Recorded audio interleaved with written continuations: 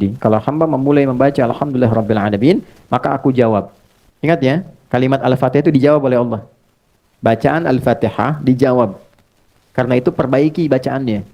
Belajar dengan betul dan rasakan bahwa kita diawasi. Itu ihsan namanya. Anta'budallaha ka'annaka tarah fa illam takun tarah fa innahu yarak. Jadi salat yang bagus itu salat yang merasa Allah melihat, diawasi.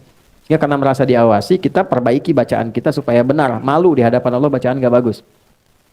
Allah jawab, hambaku sedang memujiku.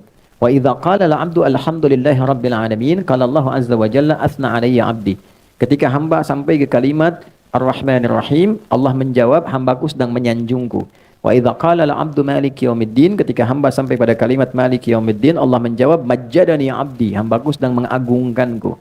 Wa idza qala al-'abdu, ini poinnya, iyyaka na'budu wa iyyaka nasta'in, ketika hamba sampai ke kalimat, ya Allah, kau perintahkan aku ibadah, sekarang aku sholat hanya untukmu.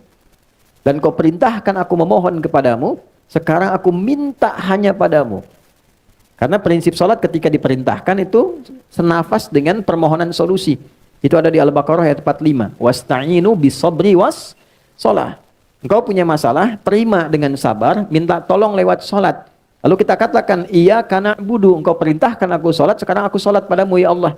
Ya, ibadah itu na'bud itu sholat maksudnya. Itu maksudnya Quran surah 20 ayat 14. Innani anallahu la ilaha illa ana fa'budni wa aqimis sholata li dzikri. Wa iyyaka nasta'in, engkau perintahkan aku minta tolong, sekarang aku punya masalah ya Allah. Kepadamu aku mohon. Nah, ini sertakan dalam hati kita. Begitu sampai ke kalimat wa iyyaka nasta'in, sertakan di hati kita karena waktunya terbatas. Ya. Nanti langsung ditunjukkan oleh Allah dalam kalimat ihdinas siratal mustaqim, digabungkan semua masalah kita di satu ayat, siratal ladzina an'amta 'alaihim ghairil maghdubi 'alaihim waladdallin. Nah, kalau kita sertakan dengan kalimat itu hajat kita di situ dan Allah Maha tahu dengan keadaan hati kita seketika. Ya. Apa dalil prakteknya? Dalil hadis sudah, dalil kemudian di Qur'annya dengan praktek itu dialami dan dilakukan oleh Nabi Zakaria. Di Quran surah ketiga Ali Imran ayat 38 sampai dengan ayat ke-39. Okay. Nabi Zakaria bermohon dalam solat, dalam berdiri.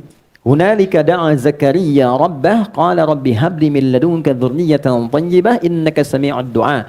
Di mihrabnya Maryam, Nabi Zakaria berdoa dalam solatnya. Beliau minta, ya Allah, manusia menghukumi aku tak mungkin punya keturunan. Maka aku mohon kepadamu dari yang tidak punya batas dalam pemberian. Aku mohon padamu saja, engkau pasti mendengar doaku. Kalau pada yang maha mendengar tidak terkabul juga, mohon tunjukkan padaku saat ini dengan cara apa lagi aku mesti memohon kepadamu. Fanadathul malaikatu wa huwa qa'imun yusalli fil mihrab. Maka setelah doa itu disampaikan, salatnya belum selesai. Langsung malaikat turun menyampaikan, Allah mengabulkan doamu, sedangkan beliau masih berdiri dalam salatnya. Itu poinnya, berdiri dalam salat. Oke.